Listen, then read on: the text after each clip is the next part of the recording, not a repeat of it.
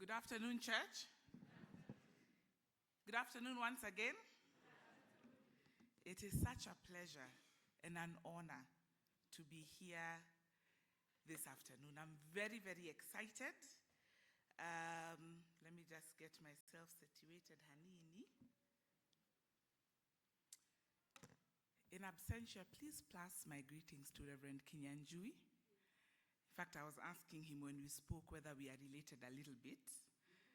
I was received here by your administrator, but more than that, Deacon Karaoke, who in a few minutes we realized that we are from the same Geshagi. He knows my father, and a lot more. In fact, we took a photo and I've just been circulating. I think we know maybe 8 or 10 people together. Pastor Sarah, Pastor Maureen, Pastor Simon, who just delivered the word so well. In fact, I was wondering kama alikuwa naiba notes zangu, lakini ni sawa tu. I'll repeat them again, asante. The elders and the deacons and members of ACC&S, good afternoon once again. I bring you greetings from Ridgeways Baptist Church, from our senior pastor, Reverend Elijah Wanje, our associate pastor, who happens to be Madam Jerry's nephew, Pastor Eric, Reverend Majid, and the entire pastorate. Mmezipokea? Mnaona najua bureaucracy ya kanisa. A few exciting facts about me. I started my spiritual journey at ACC&S Kawangware. We used to live in Satellite. So in 2000, I was baptized. Detagowa Gare wa Wendy Kinyanjui, and then I got the name Wendy at ACC&S. And so later on, we went to Baptist, and that's where we serve. I have the honor of being accompanied by my mother. She's called Madam Mrs. Nyambura Kinyanjui. I know you will meet her shortly, but just give her a hand. It is exciting to come and to serve with your parents. And so I bring my greetings from my parents and from my family. I like to joke and say, hey, Apana, it's not even a joke. Maybe in a few years I'll tell you, meet my husband, meet my children. Sindio, please say amen to that. Amen. So mom, you here, you won't be the first one I introduce all the time. Goja. Now, this afternoon I have the honor of talking about my story, what God has done, and talking about drugs and alcohol and the ministry I have the opportunity in serving. So I want to start off and just share about my story. I'll invite my mother to share a little bit about her story and celebrate recovery and what it looks like being in my journey and being part of it. And then we'll get to a bit of the technical part. So I hope hamjachoka. Sindio, mko fresh? Haya, sawa sawa. Is this microphone working? Can I walk around with it? Haya. Now, my name is Wendy. I grew up in Nairobi, as you've heard. We lived in Satellite. My shosho lived in Kawangware. Later on, we moved to Kiambu Road, Ridgeways, and those environs. I went to Consolata Primary School. I went to Kenya High after that. And so there's nothing much there with regards to my story. I didn't drink. And later on, I joined the University of Nairobi to study law. And that's really where my story began. Unajua hii kagap before unaenda university, where you're doing computer, sijui what, IAT, you're volunteering, you're doing driving. So I started to do the same. And I started hanging out with a few people who started to ask that we drink. And I had never said no to alcohol. But one of the things I say is alcohol was not frowned upon in my larger family, meaning the larger family drank. Uncles, aunties, maybe cousins, relatives.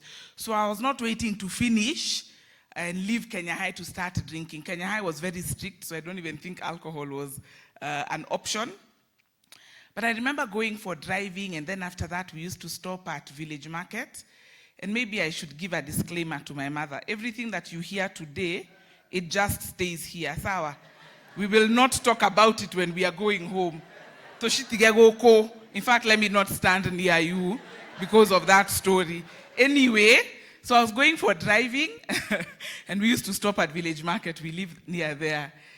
And my friends would take the first round. They take a keg hapo at the food court. Mi nakunywa ka Coca-Cola. The next round, they take another one. I take a Fanta.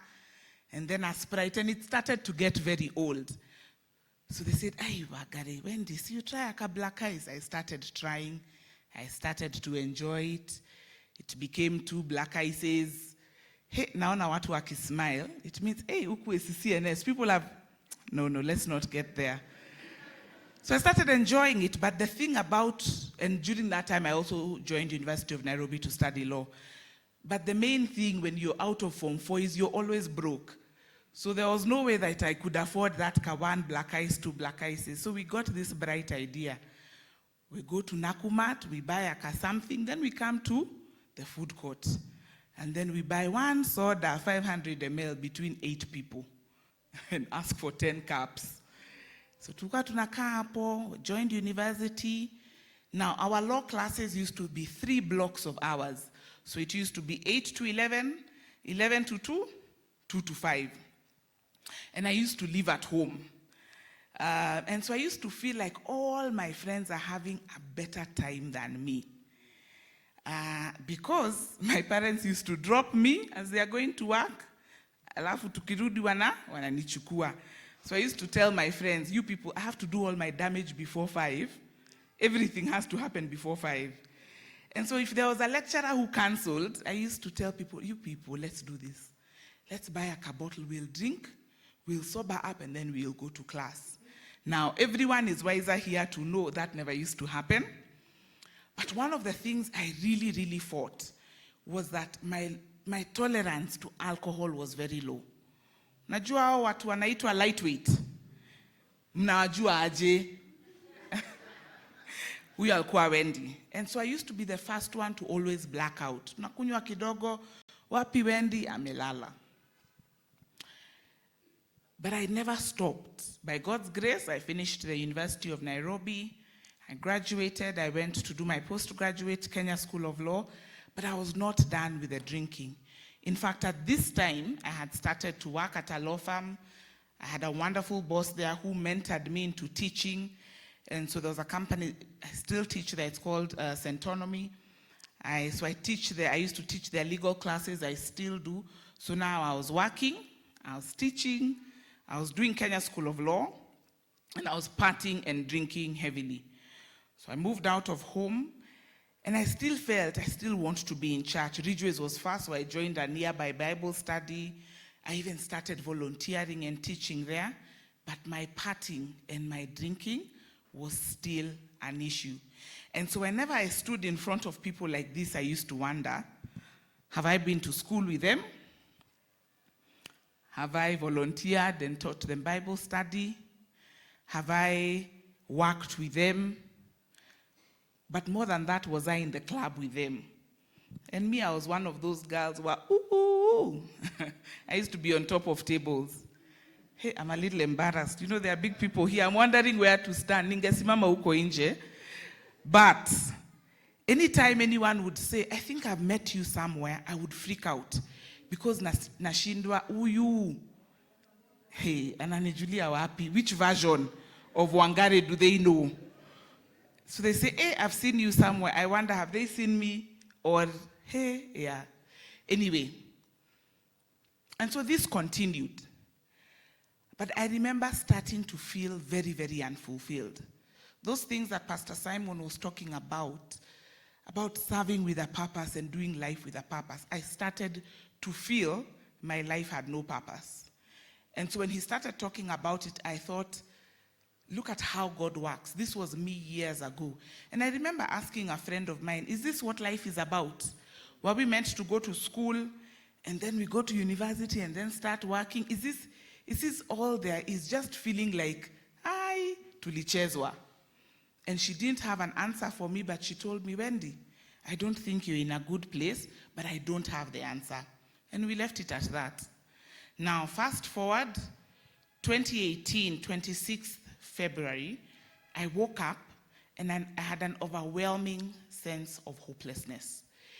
maybe the things, sitawaambia stori zangu zote za kuchoma picha, si ndio? Hatuna muda, ni mingi.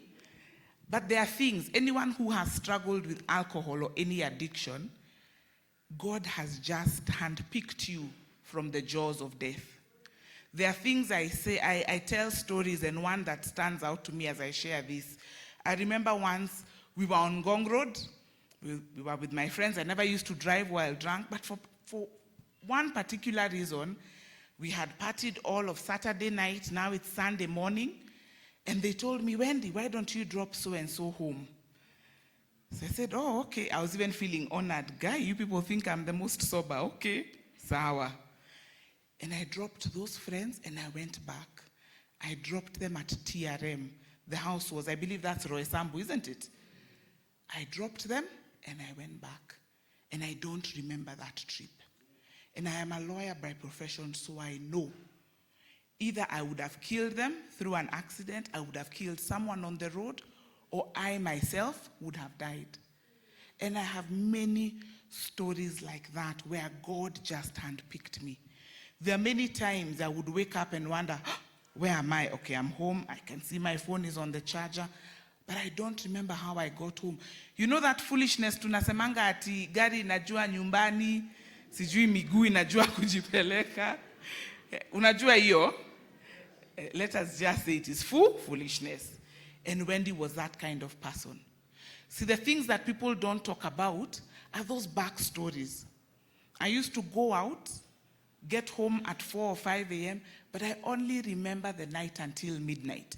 It means I have a blank of 4 hours, isn't it? And I have to make those awkward calls for, hi, Sasa, how was yesterday? It was good. They're like, yeah, Wendy. I was not a dramatic drunk. I didn't do anything.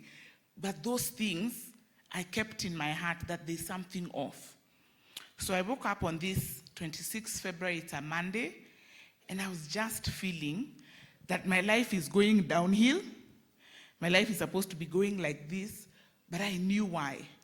In fact, I normally say, if there was a day I considered that I should end my life, was that Monday. And so again, I called a friend of mine and I asked her, I just told her, I'm just feeling like my life is not going where it should be. I'm not happy. You know, in fact, my friend here, Jerry, just shared that I just came from Australia.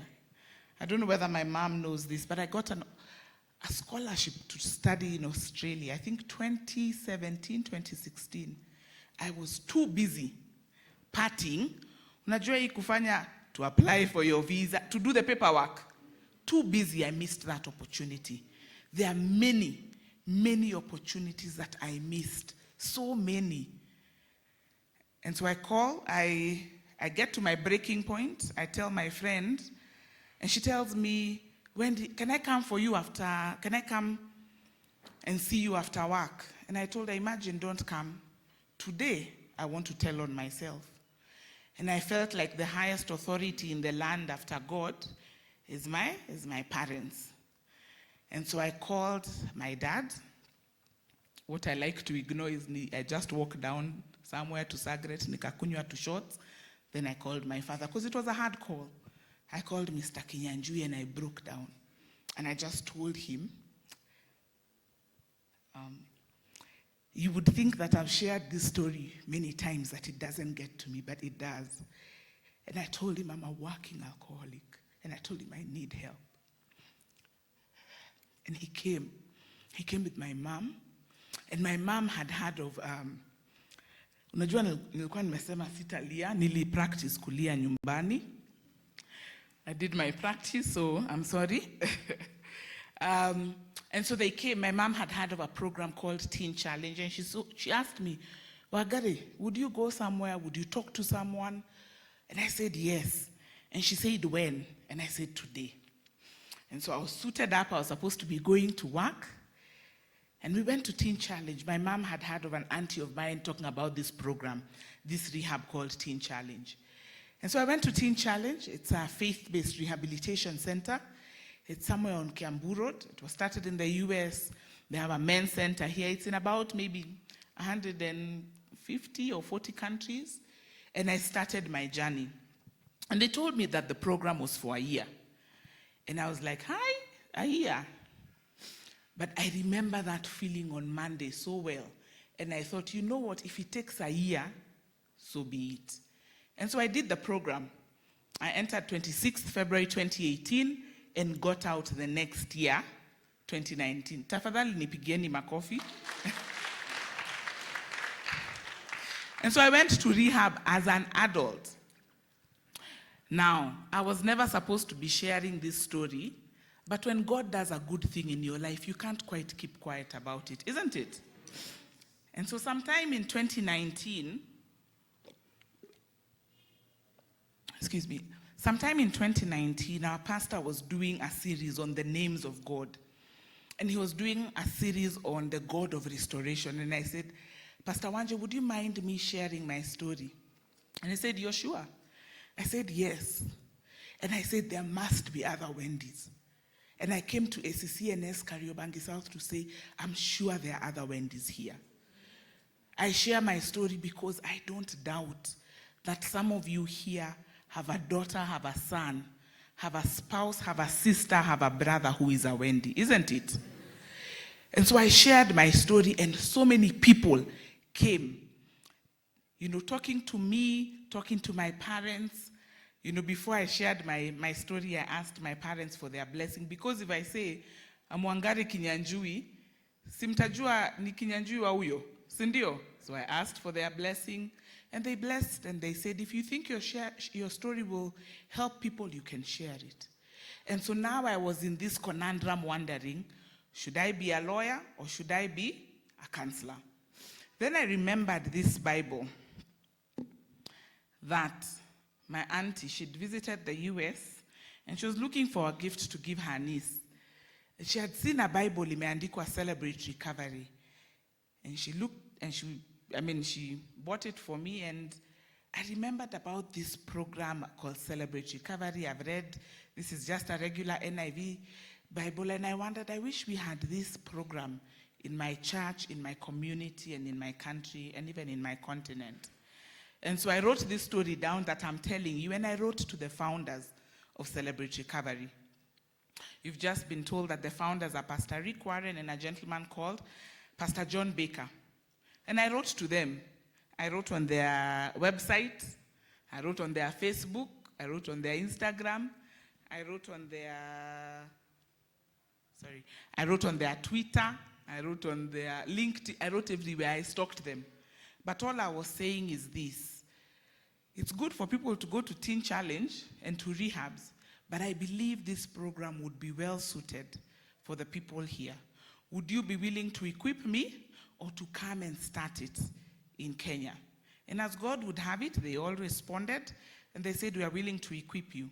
And so in 2020, I went to the US to Saddleback Church, learned about Celebrate Recovery, visited a few other churches, got stuck due to COVID, went and lived with a few relatives. I was telling Mr. Karaoke where our relatives are. He knows them, he's part of them. And so I came back at the end of 2020. And that's where the journey began. I trained members of our church. We launched this ministry, and I'll be sharing about it in 2021 in our church.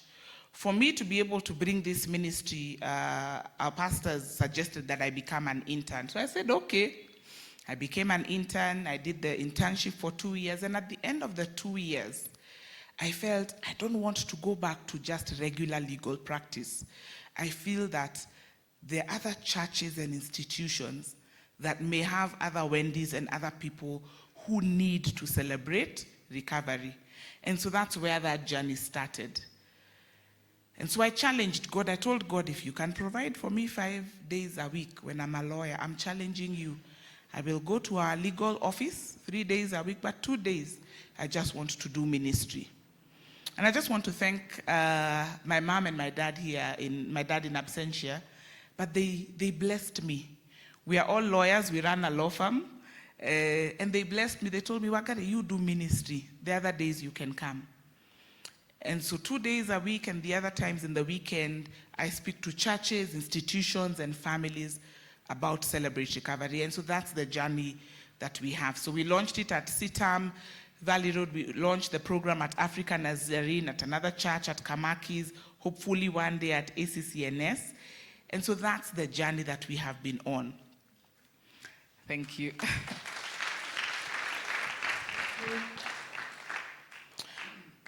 So I'm going to take a break shortly, and I want to invite my mother. She will share her version of events for a few minutes about being a mother of someone who struggles with alcohol. And she will share a bit of what Celebrate Recovery is to her. And I will come and tell you what Celebrate Recovery is. But more than that, because I know I have parents, I have young people here, the youth and the teens, what really alcohol and drugs does, and how we can get out of it victoriously. I don't want to restrict our talk only to drugs and alcohol, but that's the main thing. That's our main agenda, isn't it? And so we're going to talk about it. So I want to invite her for about 3 to 5 minutes. Please clap for her.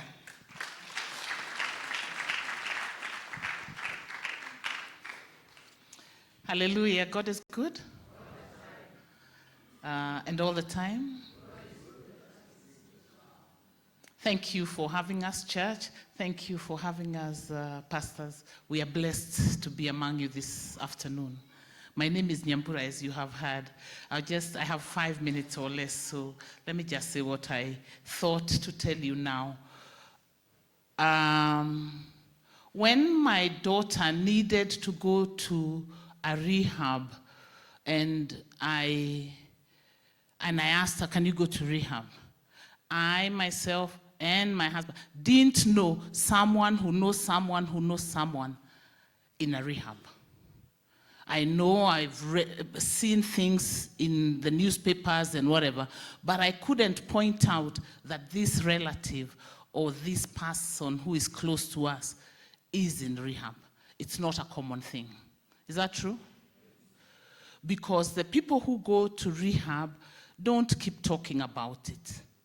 So even when I said, can you go to rehab? I wasn't saying from the no, I was just speaking. Because we were stuck. We were stuck. But I also want to say that God prepares a way. I'm saved and I love the Lord. Let me tell you that so that nikuwe na gari hata mimi. I love the Lord Jesus Christ. He has saved me just by grace. So God prepares a way for you before you know it. He knew you before you were formed in your mother's womb. Is that correct? So, like 4 years earlier, I had been to a cousin's place, and I had sat next to a Mzungu lady. We were in a circle like this, like in a very intimate fellowship in a house. I had sat next to a Mzungu lady in a circle, and she ran Teen Challenge. So after the formal session, as we were having tea, she asked me, what do you do? I'm a lawyer. And so I asked, what do you do? And she said, I run an organization called Teen Challenge for Rehab. And it wasn't of particular interest to me because that was a far-off topic. Who has rehab children? Not I. You see how it didn't sound, I said, God bless you, you're doing a good job. It sounded like a far-off thing. Who has children needing to go to rehab? But when my daughter needed rehab, I called my cousin where I had been, and I asked her, that lady who, she was called Anne, but they'd given her a name, Wanjiku. I said, that Mzungu lady who I was sitting, where is she? I need her. I need that Teen Challenge now. It was like years later. God makes a way for you before you know it. Yes, that is true. But the whole thing about going to rehab is also not an easy thing. I was ashamed. I was in denial. We took Wagare to rehab that morning, and she was, I don't even want to say tipsy, because tipsy means you've taken a little. She was drunk. And, we went there. She had no clues. So you're ashamed. You're in denial. You feel like a failure. Because parenthood is, we don't go for classes to be taught how to be a parent. Is that correct? You run on the go. how to be a parent to a 5-year-old, a 3-year-old, a 10-year-old, a 20. This was an almost 20-year-old, or she was 20-something, she'd finished school, and she needed rehab. You feel ashamed. So the first thing I did, when we got out of church, every time in our church at Ridgeways, I would get out and go. I didn't want anybody asking me. I didn't want to lie. I'm a Christian. I didn't want anybody asking me, how is your family? How are your children? Because then, have you ever had anybody say, oh, that one is in rehab, the other one is in jail? We don't say that. So the parents of people who have problems run away. I was that one, running away for almost a year. So I blamed myself. We must have gone wrong somewhere. Something is wrong, you know? How is this? How are we the ones who, our child is well, she's a clever girl, she's trained, she's passed her exams, and now at this moment, she has left working as in rehab. You feel defeated. We couldn't sleep. I couldn't sleep. You know, we took her there and we were told it's good. I thought she would be doing other things. I asked, what shall she do? Can we register for a master's program so that she can? I didn't understand that. I did not know. I didn't understand that alcoholism takes you down. You can't do anything until you deal with it. Yeah? You can't do anything. I thought, what will she do? Actually, she needed to sit down, sit back, talk with God, and just take a break and find yourself. She had lost herself. So that's it. So and God just showed us, settle, because I was calling Teen Challenge people every morning. I was calling the director. Every morning as I went to work, I would call her. How is my daughter? How is this? Because I was in a strange place. So, but I came to learn that God is able. God is able to do way more, way more, abundantly more than you can think or imagine, even ask. I was asking, please settle her down. I was not asking for a year. They said it's a year. When I was shaken, I was taking her there for a week or two. They said it's a year. I said, a year? Even I was shaken. What will she do here for a year? But I was saying, settle her down. At least today, I know where she is. You know how it is to sleep at night without knowing where your child, a daughter, is. It's hard. It's hard. At some time, I remember my husband finding me. He woke up to go to the bathroom, and he found me at the window like this. And he said, what are you doing, Kioreka? I said, I'm waiting for Wendy. It was like 1 a.m. And you know how guys are. He asked me, because I'm at the window like this at 1, and I don't know when she's coming. I have no plan. I don't know. I can't sleep. So it's not an easy thing. It's not an easy thing. And alcoholism, what I want to say, does not affect just the person. They're affected. Those around you are affected. And you can't have a settled life. You have no peace. And so when she was at Teen Challenge, then I stopped. One day I thought and I said, but I know where she is. Why am I panicking? She's at Teen Challenge. Teen Challenge is a Christian organization, and I know it. So why am I panicking? Now, there are many days when I didn't know where she was. So then I settled, and God gave me peace. Because sometimes God gives you what you don't know. He gave me peace, and I settled. And then I started praying for her to finish 1 week, 1 month at a time. Because they don't even let you stay your child for a while until she's settled. Then you can visit her every so often. So and I just came to know, you know, as I was saying, God is able. Our God is so big. You know, we can't make him small. So he can do the impossible. For us, we were thinking, I've not collected my thoughts well, sorry. We were thinking, can you please, we'd had a lot of intervention meetings at home with her, with the dad, with cousins, with her aunties who are older. And what we were saying, we were never saying, stop. We were telling her, please reduce. There are people who drink and they do, it was not, stopping didn't look like an option. It was looking that it cannot happen. And see what we have. God made her stop. God made her learn. And God is using her as an instrument for others. we were just saying, please reduce in a very defeated way. Please take all your big prayers to God, he hears them. So I stand before you now as a mother to tell you, please don't be ashamed. Come out, it's not your fault. You can look after a child until they are 10, 12, maybe 10, 11. After that, they have so much influences around them because you're not in class with them. You don't know when they pick up these habits. Let's not be ashamed. Let's come out and learn from one another, because if other people had come out, maybe I would have met them. Let's come out. And then also some people say, are you not ashamed to talk about this sometimes? Because I've given my testimony here and there in church and elsewhere. And I say, oh, look, we cannot be ashamed going down and drinking down there. And then we are also ashamed coming up. We can't be ashamed all the time. God has done a good thing. At some point, it's time to say, hallelujah, God, thank you. Yeah? Yeah, we can't be ashamed, and we need to help others. So, Ask what you want of God. And I remembered the word of Mark 8:2. You know this guy with leprosy who asked Jesus, please, Lord, if you're willing, please help me. Please heal me. Can you make me well if you're willing? And I want to remind you today that God is willing. God is willing if you ask him. Let us not think that there are some things that we cannot take to God. God is willing to help us.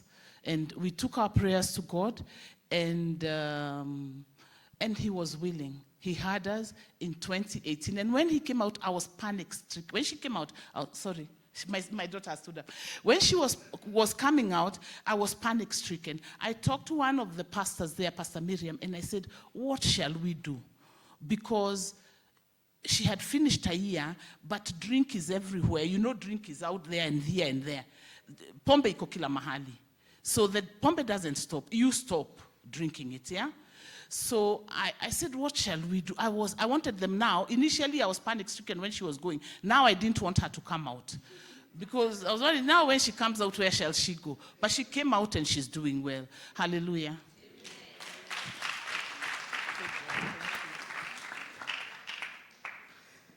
It's a good thing I brought her, isn't it? So I want to shift the conversation, and I know about time. I want to shift the conversation. So you've heard from the parents' side, but I want to talk to the young people now. What are some of the lessons that I hope that you learn from my story? Number one, that bad company corrupts good character. I hung out with lawyers and doctors and people in finance and people who'd gone to school. But the truth of the matter is that we did wrong things. And sometimes you think you're the one who's going to save them. We are not Jesus. Jesus will save them, isn't it? So for the young people and for all of us, look around you. Look at the things the people around you are doing. The other thing is this, that drugs and alcohol do not discriminate. If you feel that you're very clever, drugs and alcohol do not discriminate. If you feel that you struggle in class or at the workplace, drugs and alcohol do not discriminate. And I got it wrong. Mnasikia nilienda shule mzuri. Drugs and alcohol do not discriminate. My parents wanted me to go to a national school. I went to a national school. When I was choosing law, it was which one? Quare, Strathmore hadn't started their law program. My parents are lawyers. My father told me, Wagari, the University of Nairobi is still the best law school. Go there. I did it. I did this. But my character was off. You feel that you come from a very rich family. Drugs and alcohol do not discriminate. You feel that you come from a family that is not well off. Drugs and alcohol do not discriminate. You feel like you're very handsome and beautiful. Drugs and alcohol do not discriminate. You feel like you're not very beautiful or handsome. Drugs and alcohol do not discriminate. You feel like you're very smart and hardworking at the workplace. Now when you're chopping, drugs and alcohol do not discriminate. And I am a witness. I have seen. At Teen Challenge, I went there and God opened my eyes. I shared rooms and hostels with people who'd been on the streets, who had done prostitution, people who were children of ministers who had ended up on the streets, people who'd gone to, unajua hizo shule za Mabreban na Mabrookhouse, na walienda university majuu. Si unajua Samabanis, the ones who come for December and nini, and yet had been reduced to the streets.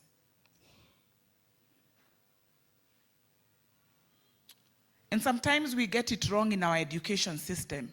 We push for education, but I know for sure character is a big thing.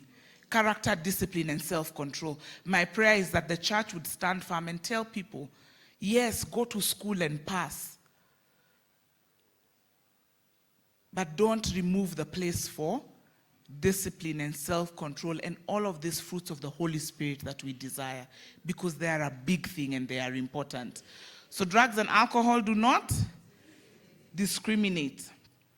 But the other thing I want to say is this, that families should have those hard conversations. They should. In fact, when we talk about it with my parents, I normally ask them, sasa, mbona tu hamkunipeleka nione counselor? Why did they take me to a whole rehab for a year? Surely. If we'd had those conversations, he would have just taken me to a counselor. But God had it that I go to rehab, isn't it? What are the conversations that you're having at home? They're tough conversations. There are times families tell me, no, you talk to our son. I say, but have you talked to him? They say, apana, we ongea na yeye. And I always say, no.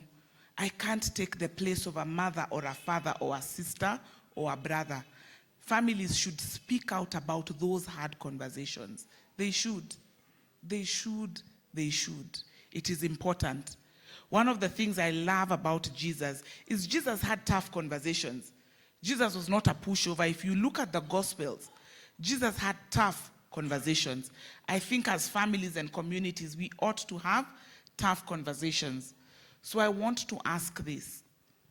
Is there someone in your family struggling? Have you had that conversation? Have you given tough love? What does that look like?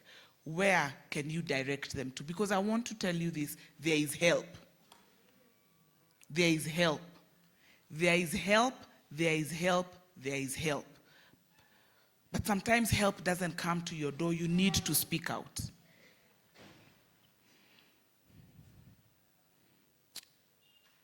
I want to ask the young people this, that please make a conscious decision the kind of person that you want to be.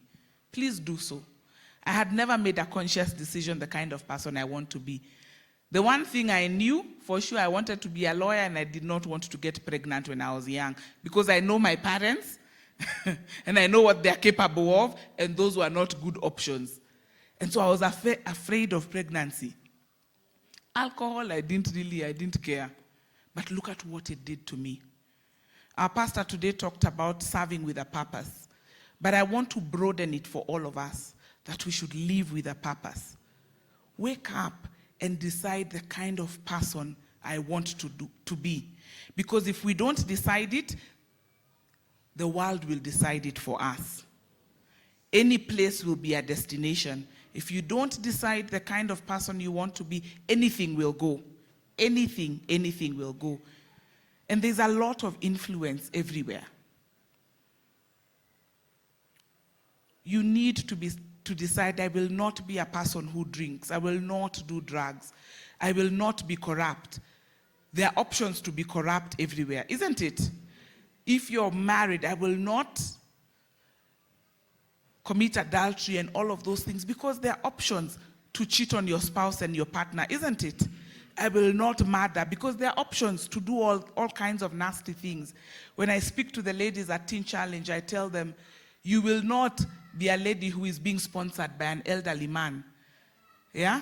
Because there's an option to be sponsored every day, even for the men. Am I still allowed to be talking those hard conversations? I can continue. But you need to decide the kind of person you're going to be, because if you do not decide, the world will decide for you. The other thing that I got wrong is that I thought that I could mock God. There's a verse in the Bible that says, God cannot be mocked. In my story, as you have heard, I served God the whole time. I joined Bible study, I led Bible study, I did, admin work and everything. And me and my friends used to go after that and party. In fact, my friends, when you looked at them, one was a Sunday school teacher, one was a drama, one was a... In fact, we didn't like to party on Saturdays a lot. Jua Sunday lazima huwezi nuka pombe sana. But I got it wrong. I thought that I could tell God, Duka amake, see, I'm still serving you, but it's okay. The other days, let me do my thing. I got it wrong. And so I want to ask you here, how many of us are living a double lifestyle? See, you can lie to everyone else, which is what I did, but we can't lie to God. One of the biggest things I think and I believe God took me to Teen Challenge was to just bring, that story of the conversion of Saul to Paul, akanyakuliwa tu, that was me. God just said, Wagari, I'm done. That was it.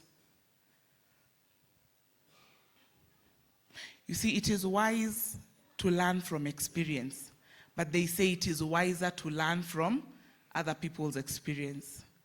There's a lot of space in rehabs. So if you don't listen, you can end up there. In fact, rehab is a good place to be because other people end up dead. I would be dead, buried, and forgotten. The story of my mother and my family would be a different thing. They would be speaking of a Wangari that they used to have. I would be in jail. So rehab was a good option. And so my prayer is that no one at ACC&S, nor you, the youth, nor the parents, nor your relatives would end up in rehab, because then you can learn from my experience and our experience. Last but not least, because I know we wanted to give a chance for me to say a little bit about Celebrate Recovery and for question and answer, is that there is nothing that God cannot forgive. Nothing.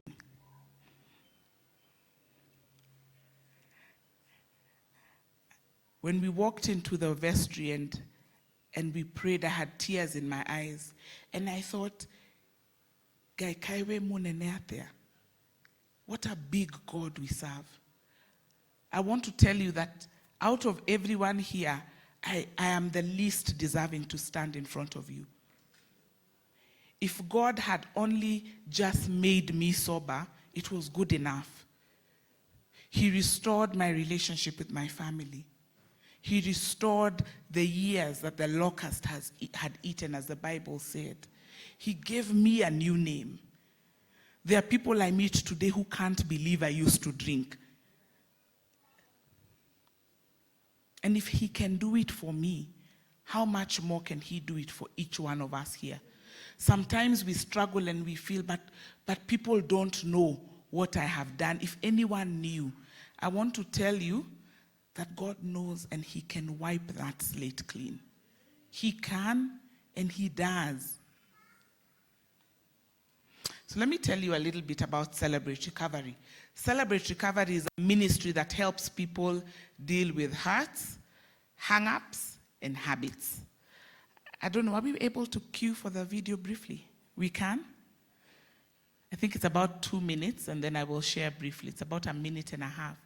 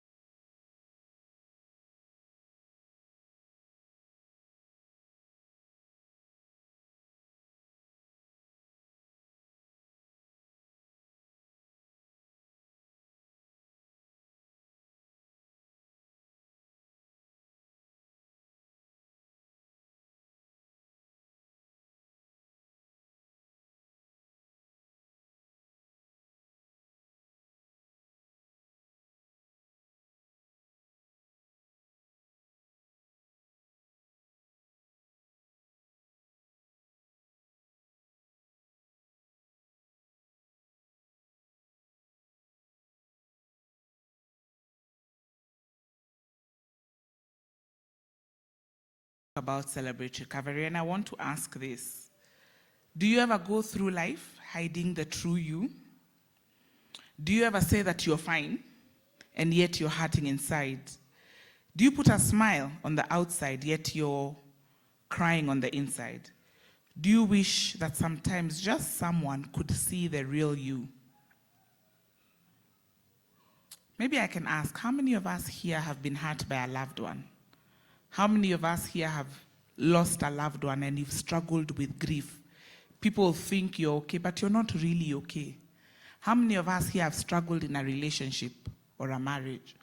How many of us here are looking beautiful and handsome, and yet you've not spoken to a sister, a brother, a family member for 2 or 3 years? How many of us have struggled with something that has brought shame? A sexual sin, pornography, masturbation, multiple partners. How many of us here have struggled with perfectionism?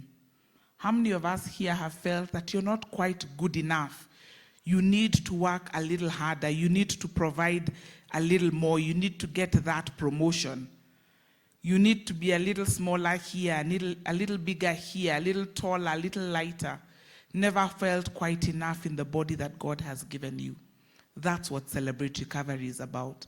Celebrate Recovery calls it hurts, hangups, and habits. Please say hurts, hangups, habits.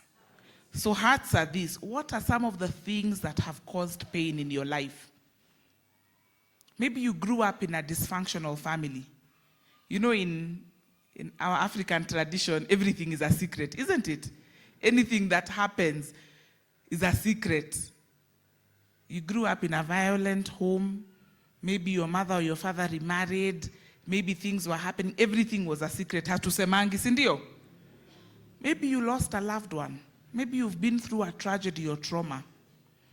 Let's think about adult relationships or teenage relationships. Marriage relationships, family relationships, social relationships.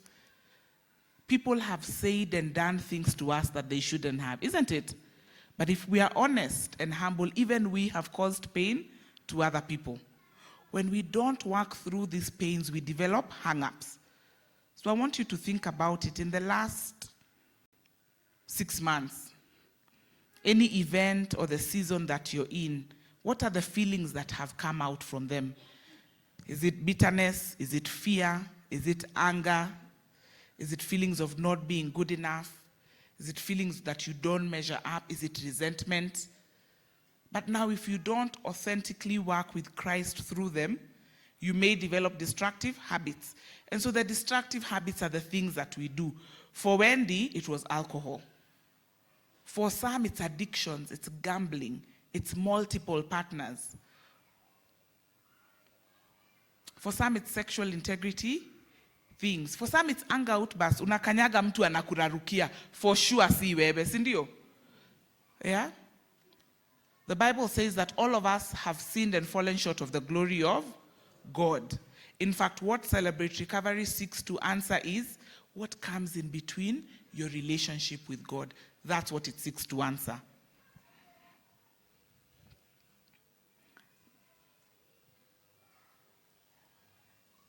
There's something we normally say. It's called freedom from anger.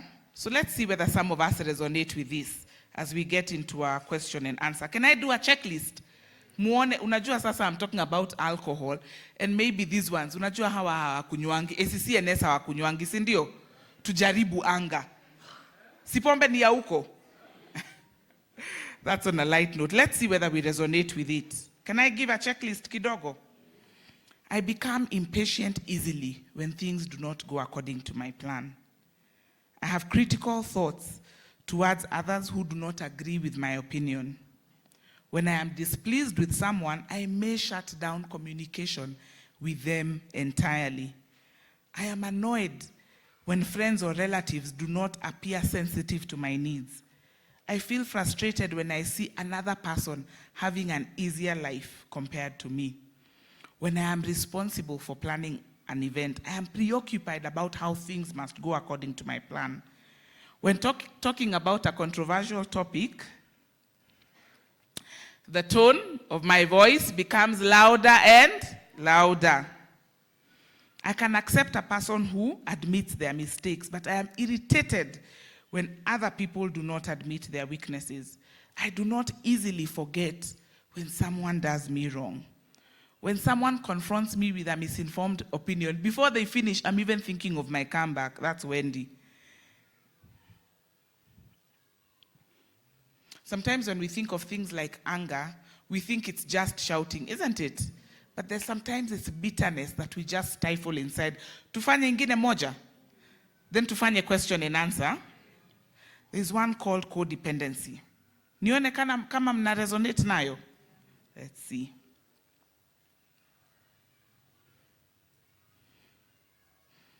Codependency, let's see here. I feel guilty about giving my opinions and feelings. I minimize and deny how I truly feel. I worry about how others may respond to my opinions. I value others' opinions and feelings more than my own. I live with messages of not being good enough. I have fear of being hurt and rejected by others. I overfunction to be needed, valued, or loved. I have anxiety in saying no, even when saying yes is to a great disadvantage. I judge everything I say and think and do as not being good enough. I am extremely loyal to the point of remaining in harmful situations. I avoid conflict at all costs, even if it means me doing everything. Sounds familiar? So ladies and gentlemen, this is the program I ran. It started at Saddleback in 1991. It's in over 40,000 churches in the US. It's in Europe. It's in a few countries in Asia. And we are trying to do a good job in Kenya and in Africa. I have the honor of being the regional director in Kenya. I also serve as the president of a nonprofit in Texas called Recovery International. And I want to invite you. We are having a conference for Celebrity Recovery in 2 weeks' time, on the 13th to the 15th. I don't know whether I shared the flyer, about what it takes for people to hear about recovery. Because sometimes we only see the alcohol, but if we could deal with those things, then maybe people would not resort to alcohol and drugs. So I want to welcome you. I'm happy to give my number towards the end, but I want to thank you for your time this afternoon. I don't take it for granted that you would invite me and give me your attention. So we'll take some time and answer some questions. Thank you.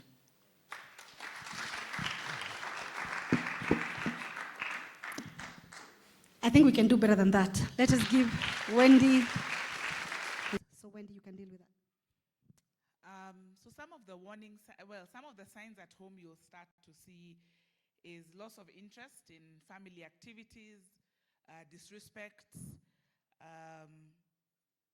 withdrawal. People do not want to speak with the family, with the parents, with the siblings,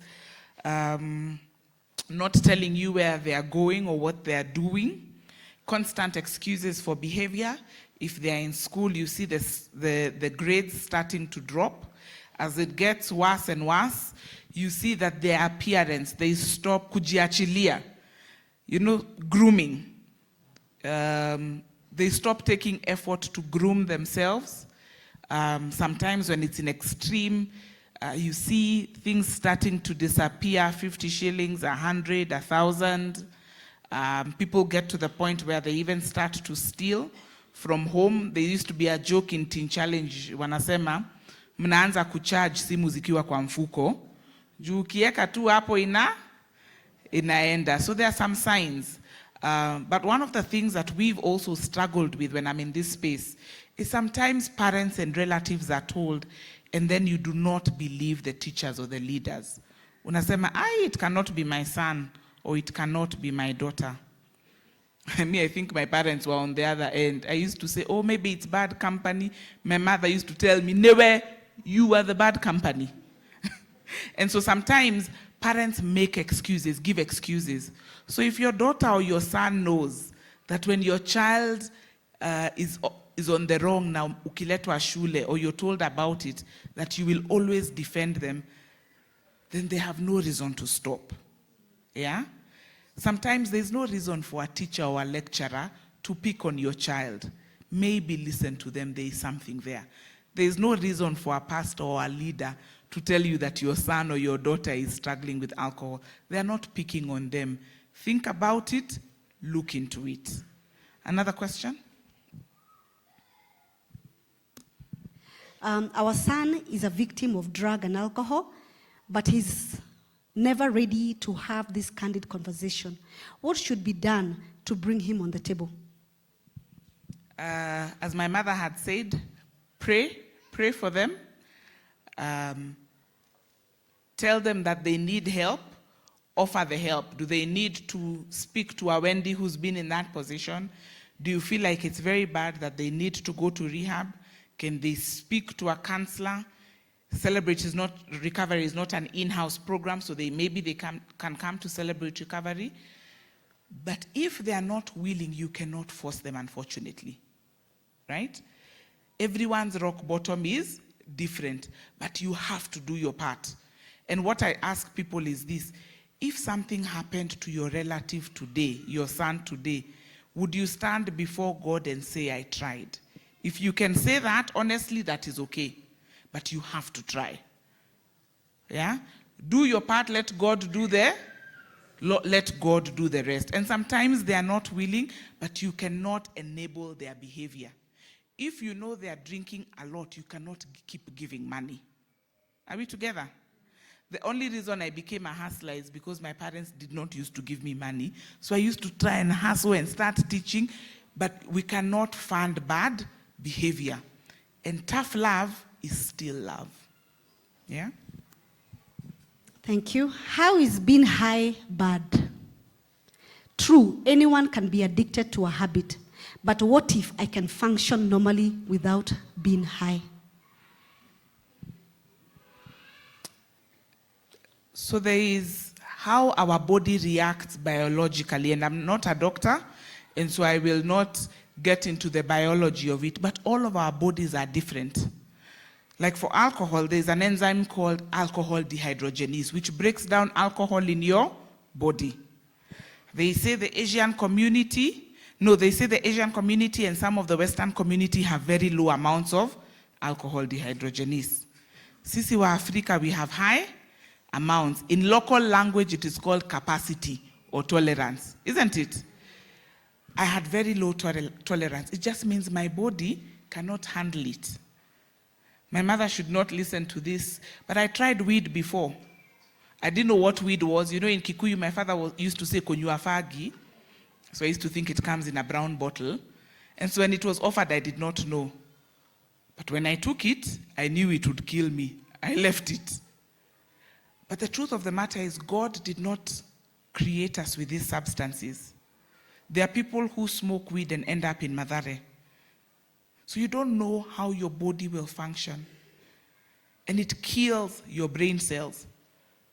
And so that is weed, there's alcohol, there's all of these other drugs.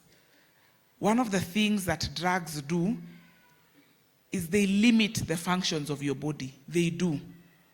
Your brain and other organs. And so you're not operating at an optimum level. You're not. And the enemy lies to us sometimes that when we take certain things, I used to think that I'm a better person socially and everything. It is a lie. Yeah? There is nothing that we cannot do when we are not under the influence. When you're under the influence also, it inhibits your boundaries. And so those are some of the things that it does. I told her that I have a whole presentation here, and so I will share it. I believe you can share it in the forums so that you look at also the technical bits. Hello, Wendy. Do you do counseling to alcoholics and drug addicts? Unfortunately, no, I'm not a counselor by profession, but I connect people to help, right? And so I work with a team of counselors, and we actually offer free counseling and therapy, and it will be anonymous. But sometimes you're seeing a counselor once a week or once in 2 weeks. Unajua kukunywa si kama switch ati iliisha. Sometimes queue inarudi.